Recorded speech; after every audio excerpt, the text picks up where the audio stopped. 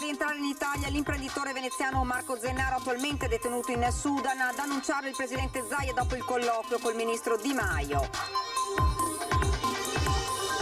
Via libera bipartisan in regione alla commissione d'inchiesta sull'andamento del coronavirus in Veneto. Grazie all'accordo raggiunto tra maggioranza e opposizione, la commissione inizierà presto la sua attività. Veneto verso la zona bianca dal 7 giugno, la proposta di Zaia al governo, da quella data stop al coprifuoco e aperture complete, vaccinazioni ostacolate dal rallentamento delle consegne. Il turismo comincia ad arrivare mentre gli albergatori sono alla disperata ricerca di personale stagionale, avviata una massiccia campagna di promozione di Jesolo in tutta Europa. Chiedono più tutele a partire da un contratto nazionale che ne riconosca la professionalità. Una rappresentanza di lavoratori dello spettacolo ha manifestato davanti alla Fenice di Venezia. Momenti di paura in strada nuova per l'incendio di un piccolo negozio di souvenir. Grazie anche al pronto intervento di molti commercianti non ci sono state conseguenze gravi. Il prefetto aveva chiesto alla Lega DB di anticipare l'orario della finale playoff per consentire eventuali festeggiamenti, ma il fischio d'inizio sarà anticipato di soli 15 minuti, dalle 21:30 alle 21:15. Buonasera e ben ritrovati dalla redazione di Venezia. Dunque, questi titoli lo avete sentito, tutte le forze sono impegnate per far rientrare in Italia l'imprenditore veneziano Marco Zennaro, attualmente detenuto in Sudan. Ad annunciarlo il presidente della regione Zaia al termine di diversi colloqui con il ministro Di Maio. Intanto per Marco si mobilita anche tutto il mondo del rugby. E speriamo di portare a casa questo Veneto velocemente. Tutte le forze sono dispiegate per far sì di raggiungere l'obiettivo. Confermo che col Ministro ne abbiamo parlato in più occasioni e confermo anche che il Ministro ha dimostrato disponibilità e quindi c'è anche un clima sereno nell'affrontare assieme tutta questa partita. Sulla vicenda dell'imprenditore veneziano Marco Zennaro, detenuto in Sudan, Zaia per ora non può e non intende aggiungere altro, ma il presidente della regione conferma di aver avuto più di un colloquio sul tema col ministro degli esteri Luigi Di Maio e che tutte le forze sono dispiegate con l'obiettivo di far rientrare Marco in Italia. Posso dire che il quadro è abbondantemente definito, quindi è ben chiaro di cosa stiamo parlando. E del fatto che lui è stato trattenuto, dal fatto che aveva fatto un primo versamento, una sorta di cauzione, fideiussione e poi è stato ritrattenuto in carcere. Mentre le diplomazie sono a lavoro, a Venezia la mobilitazione per Marco Zennaro si fa sempre più ampia, comprese a partire dalle realtà sportive che l'imprenditore frequentava. Regatante di livello e domenica ci sarà una regata di solidarietà e sensibilizzazione, ma anche dirigente e allenatore di rugby. Il messaggio partito dalla squadra di Venezia è stato immediatamente rilanciato dalla Federazione Italiana Rugby. Il vostro appello è stato raccolto anche dalla Federazione Nazionale Italiana. Sì, devo dire che abbiamo avuto un immediato riscontro, anche perché Marco Innocenti era stato anche allenatore, il presidente Marco Innocenti, l'attuale presidente, che ha allenato diverse squadre, fra cui il Riviera, in cui giocava Marco, quindi sono stati insieme come giocatori e allenatori, si conoscono bene, per cui c'era anche una sensibilità personale in tutto questo. Poi noi abbiamo lanciato questo appello, loro hanno raccolto e hanno rilanciato con un hashtag, appunto, sosteniamo Marco, che è viaggiato in tutte le società italiane. Questo è stato molto importante. Via libera bipartisan in regione alla commissione d'inchiesta sull'andamento del coronavirus in Veneto. Grazie all'accordo raggiunto tra maggioranza ed opposizione, la commissione inizierà presto la sua attività. Sedute pubbliche, inchiesta allargata a tutto il periodo della pandemia, ma con particolare attenzione alla seconda ondata, ed una composizione di consiglieri corrispondente alle proporzioni dell'ultimo voto, 10 alla maggioranza e 5 all'opposizione, che esprimerà anche il presidente. Dopo lo scontro delle scorse settimane, in regione è stato raggiunto l'accordo tra maggioranza e opposizione che dà ufficialmente il via alla commissione d'inchiesta sull'andamento di contagi e decessi da coronavirus in Veneto.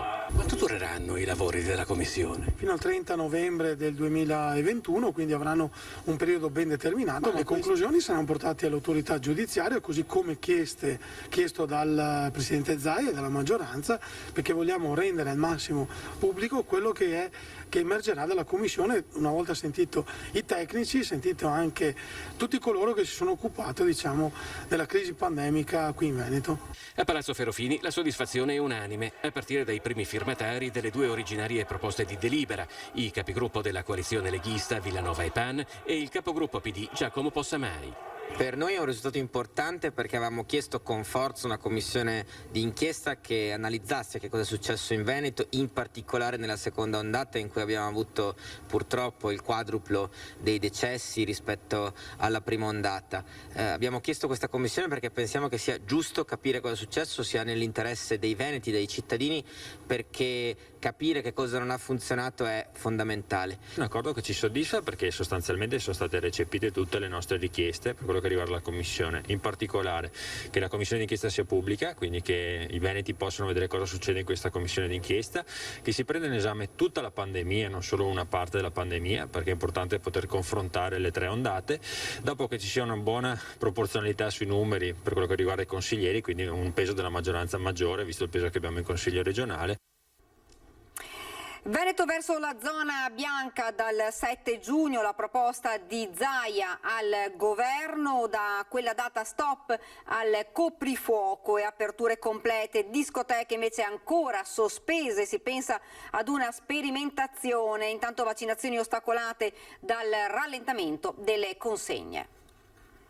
Se confermeremo il parametro importante di essere sotto i 50 di incidenza su 100.000 abitanti, e dai dati che avete visto in questi giorni insomma ci siamo, è verosimile che si possa andare in zona bianca dal 7 di giugno. La curva dell'epidemia dei ricoveri continua a diminuire, il Veneto si avvia verso la zona bianca. Cosa esattamente ciò significherà è oggetto di discussione in conferenza delle regioni, prima con il governo, poi. La proposta del Veneto, comunica Zaia, è netta sia sulle aperture che sul coprifuoco. Se arrivo in zona bianca che ho meno di 50 contagiati su 100.000 abitanti a settimana, vuol dire che i nostri cittadini potranno tornare alla normalità, sapendo che dovranno usare la mascherina, l'igiene delle mani, evitare gli assembramenti.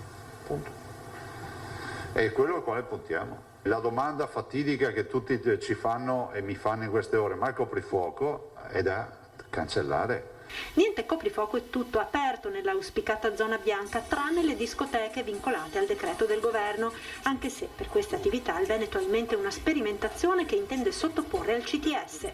Sperimentare per aprirli tutti, cioè sperimentare con 1, 2, 3 locali e fare un monitoraggio di quello che accade. Però vogliamo fare un progetto prima. Intanto continua la campagna vaccinale, anche se non al ritmo che si vorrebbe. Oggi sono arrivate 167.000 dosi Pfizer, lunedì 29.000 di Moderna e 10.000 di AstraZeneca. La fine di maggio e gli inizi di giugno dovevano essere la svolta sul fronte vaccini, ma rischia di non essere così. E nella settimana dal 10 al 16 giugno è annunciato un calo delle consegne. Ci hanno comunicato, appena arrivato, una diminuzione delle consegne dal 10 al 16, però non hanno specificato cosa. Erano previsti oltre 259.000 vaccini, quanti ne arriveranno non si sa, e questo ovviamente rischia di costringere a cambiare in corsa il calendario vaccinale. Avviata una massiccia campagna di promozione di Jesolo in tutta Europa, il turismo comincia ad arrivare mentre gli albergatori sono alla disperata ricerca di personale stagionale. La stagione balneare a Jesolo è iniziata da una settimana e promette bene, grazie anche alla nuova campagna di comunicazione Jesolo Estate 2021 per la promozione della costa veneta lungo tutti i suoi 100 km di spiagge. La spiaggia è preparata, è pulita, gli alberghi sono aperti, i negozi stanno aprendo, fra poco partirà anche l'isola pedonale, siamo pronti. I turisti stanno iniziando ad arrivare, il segnale è positivo, ma non basta. La località balneare vuole rilanciarsi per l'imminente stagione mettendo al centro l'esperienza accumulata negli anni con un progetto di comunicazione massiccia e diverse novità sul fronte della promozione turistica che valgono quasi €500.000. Natura, ambiente, culturale, sportivo, C'è una vasta gamma di segmenti turistici che noi vogliamo offrire ai nostri turisti e sono sicuro che ci riusciremo. Ovviamente cerchiamo di fidelizzare il mercato nostro di riferimento, che è il mercato di area germanica, Svizzera, Austria, Germania, e spostiamo anche il focus su alcuni mercati dell'est che sono in rapido sviluppo. Le preoccupazioni non mancano invece agli albergatori, alla ricerca frenetica di personale, mancano lavoratori stagionali, gli hotel sono in media senza 3 lavoratori su 10, cuochi, maître, camerieri e tante altre figure professionali sono sempre più difficili da trovare per un totale che si assesta attorno al 30%. Non è una novità, è qualche anno che ci trasciniamo questo problema della reperibilità di alcune risorse, quindi non stiamo affrontando una situazione nuova. È evidente che la situazione è quella che è, il sistema non ci permette di andare oltre, ma probabilmente quando l'anno scorso noi per primi cercammo di spingere in realtà la decontribuzione dei rapporti di lavoro proprio per incentivare il maggior numero di assunzioni e renderle sostenibili, forse il mondo del lavoro doveva accompagnare il mondo delle imprese in questa battaglia e qualche posto di lavoro in più ci sarebbe stato. Dunque stabilimenti balneari aperti e con turisti a Jesolo, tutto è pronto per la ripartenza della stagione. Com'è Jesolo? Bellissima, e poi finalmente si assapora un pochino di libertà. Lettini e ombrelloni distanziati per rispettare le norme anti-Covid. Dopo un weekend di Pentecoste passato sottotono causa maltempo, il sole è tornato a Jesolo e i turisti non mancano. Venite da lontano? No, veniamo da Mestre. Passeremo qui la giornata, mangeremo qui, trascorreremo fino al pomeriggio qui e poi torneremo stasera a casa. Sta cominciando la ripartenza per Jesolo. Si sente anche nell'aria che c'è più movimento, più passeggiate, più gente che domanda anche appartamenti o che domanda i prezzi degli alberghi, si informano e si sente parlare straniero. Where are you from? Austria. Beh, Jesolo è stupenda. C'è la possibilità di stare con i bambini, poi c'è anche possibilità di divertirsi tra giovani. È pulita, tutto al posto giusto, diciamo, anche le prevenzioni per il Covid, abbiamo trovato tutto molto fatto bene. Ecco. Avete passato una bella vacanza? Sì. Quanti giorni? 4. Da dove venite? Dal Trentino, Trento. Da Verona. Quanti giorni passate qui a Jesolo? 5 giorni, ma torniamo anche a giugno. Come vi siete trovati? Beh, ci sta bene a Jesolo, cioè il Veneto, io sono veneta, ma Jesolo offre molto. Si può uscire, andare a mangiare, andare al ristorante, dappertutto. Si torna alla normalità? Normale, si torna a vita normale. Antena 3. Finalmente qui a Jesolo. Non vedevo l'ora. Beh, mi metto la mascherina, se no... Come sta andando? Bene, una cosa grande. Cominciamo a vivere, dai. Finalmente dopo un anno di reclusione, anche di più, torniamo in spiaggia a divertirci. Speriamo, dai, che possa durare il più possibile. Chiedono più tutele a partire da un contratto nazionale che ne riconosca la professionalità. Una rappresentanza di lavoratori dello spettacolo ha manifestato davanti alla Fenice a Venezia. La pandemia ci ha strappato di dosso tutto quello che avevamo prima, lavoro, contatti, possibilità di ritornare a lavorare e quindi non abbiamo più niente da perdere perché non ci è rimasto più niente. Una rappresentanza di lavoratori dello spettacolo ha manifestato davanti al Teatro La Fenice di Venezia.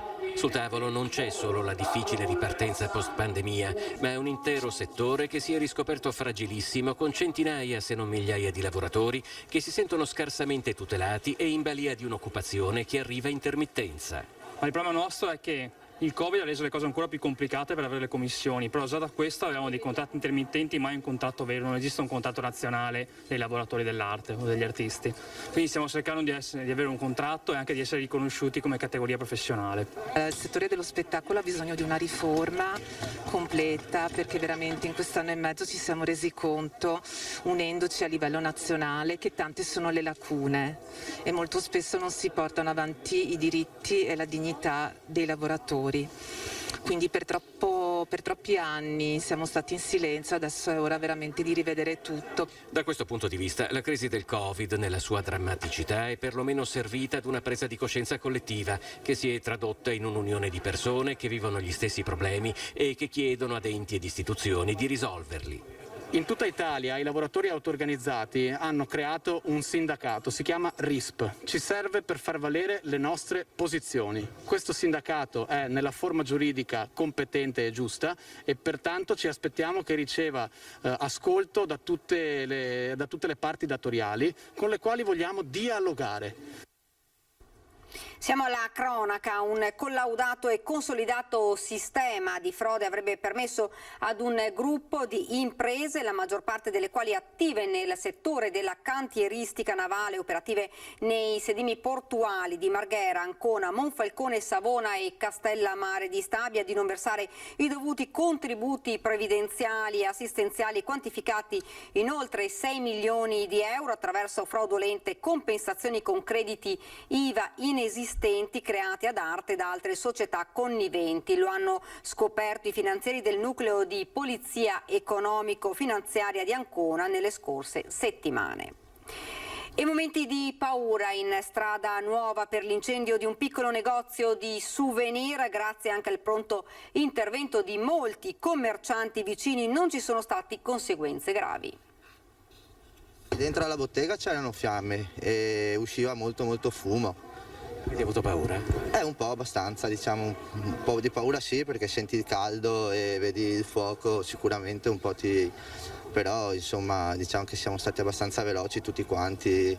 Erano passate da poco le 10 di mattina, quando forse per un problema di natura elettrica, ora al vaglio dei tecnici dei Vigili del Fuoco di Venezia, un principio di incendio è scoppiato in un piccolo negozio di maschere e souvenir, mettendo in subbuglio la parte di Strada Nuova più vicina a Campo Santi Apostoli, all'altezza della chiesa di Santa Sofia. Alla vista del fumo, Alvise Iannaccio, che lavora in un locale a pochi metri di distanza, è stato tra i primi a portare il suo aiuto per spegnere le fiamme.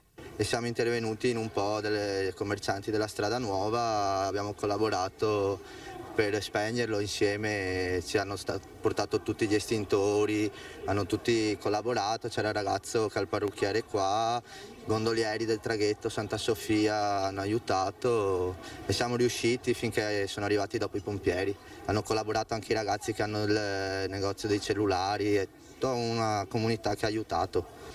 Poco tempo e sono intervenuti anche i Vigili del Fuoco, arrivati con 2 autopompe lagunari che hanno estinto definitivamente l'incendio e messo in atto le operazioni di bonifica e messa in sicurezza dello stabile. Il fumo che si era sviluppato dal rogo era visibile in tutto il centro storico lagunare e ha provocato più di un'apprensione tra passanti e residenti. Nessuna persona comunque è rimasta ferita. Il prefetto di Venezia Vittorio Zappalorto ha scritto alla Lega di Serie B per chiedere di anticipare l'inizio di Venezia Cittadella, finale di ritorno dei play-off in programma domani al Penzo, per permettere eventuali festeggiamenti dei tifosi senza violare il coprifuoco. Venezia Cittadella si giocherà alle 21:15, parzialmente accolta dunque la richiesta del prefetto di Venezia, che chiedeva di anticipare per motivi di ordine pubblico l'inizio dello spareggio per la Serie A previsto alle 21:30. Il prefetto ha concluso: se troveremo tifosi nel giro li fermeremo e li sanzioneremo come previsto. Presentato oggi il Giugno Antoniano, tanti eventi che accompagneranno i fedeli alla grande festa in onore di Sant'Antonio il 13 giugno. Rinascita e resilienza attraverso la fede. La 15ª edizione del Giugno Antoniano, la rassegna in onore di Sant'Antonio da Padova, vedrà rientrare in Basilica la reliquia dell'avambraccio del Santo per la prima volta dal 1652, quando venne donata ai veneziani che da allora la custodiscono nella chiesa della Madonna della Salute. Verrà riportata a Padova il 13 giugno mattina per essere riportata via acqua, quindi sulle vie un po' dei canali padovani e veneziani, e essere riportata a Venezia il 20 giugno pomeriggio. Il 13 giugno la reliquia arriverà a Padova via terra, passando per 3 luoghi simbolici: l'ospedale dell'Angelo di Mestre, la chiesa di Sant'Antonio a Marghera e il Covid Hospital di Dolo. Sant'Antonio è dunque una figura alla quale spesso in molti momenti della sua storia Venezia ha cercato di rivolgersi insieme ai patroni principali per chiedere di rifondare continuamente la vita civile sulla fede. Anche quest'anno, a causa delle restrizioni imposte dalla pandemia, non vi sarà la tradizionale processione, ma il santo benedirà ugualmente la città con una peregrinazione in luoghi appunto di resilienza. La statua raggiungerà in quel giorno i 2 palazzi, quindi i luoghi della reclusione, il carcere circondariale, i luoghi poi anche Camera di Commercio, quindi a indicare la presenza del santo presso il mondo del lavoro, oltre ai luoghi dell'amministrazione della città. Quindi sono tutti segni con cui il santo si farà vicino alla gente. I fedeli, per evitare assembramenti, non potranno seguire in corteo la statua, ma l'evento sarà seguito in diretta, così come tutti gli altri appuntamenti della giornata, da Rete Veneta, emittente del nostro network Media Nord-Est. Molti gli eventi in calendario per il Giugno Antoniano, con 2 appuntamenti di prestigio come il concerto del pianista Giovanni Allievi in Basilica l'11 giugno e la serata finale il 30 giugno con i solisti veneti. Parallelamente corre la solidarietà con i progetti della Caritas Antoniana. Quest'anno si prosegue con l'aiuto delle famiglie più bisognose e con un nuovo progetto internazionale. Abbiamo individuato un progetto in Burkina Faso dove vogliamo costruire un centro per i bambini di strada di una provincia, Koudougou, e questi bambini, queste bambine vivono proprio per la strada, vivono rifugiandosi nei ruderi, nelle macchine abbandonate, e attraverso la chiesa locale, il vescovo locale, vogliamo costruire per loro un piccolo villaggio. Da Venezia è davvero tutto, vi lascio alle previsioni del tempo, grazie davvero per averci seguito e buona serata.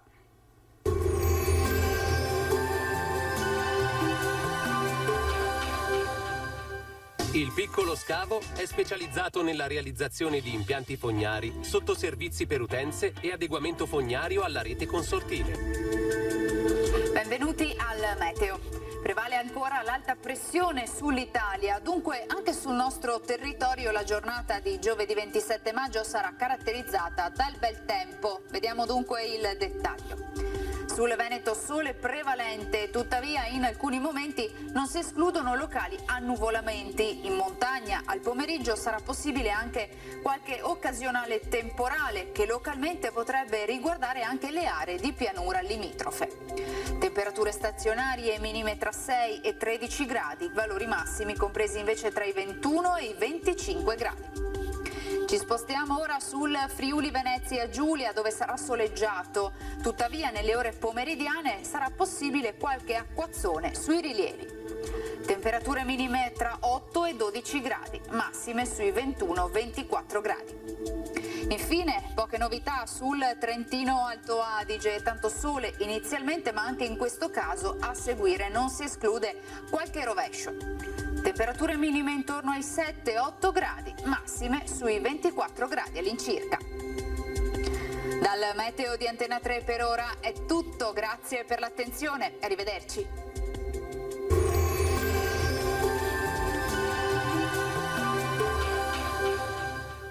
Il Piccolo Scavo è specializzato nella realizzazione di impianti fognari, sottoservizi per utenze e adeguamento fognario alla rete consortile.